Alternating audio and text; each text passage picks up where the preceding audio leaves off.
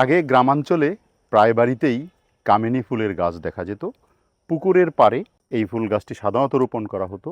জ্যোৎস্না রাতে জোনাকি জ্বলা সন্ধ্যায় পুকুর পাড়ে বসে যখন মুরব্বীদের আড্ডা হতো, তখন আমরা তাদের সাথে সাথে পুকুর পাড়ে যেতাম এবং এর যে সুগন্ধ, সেই সুগন্ধে আমরা মাতোয়ারা হয়ে যেতাম।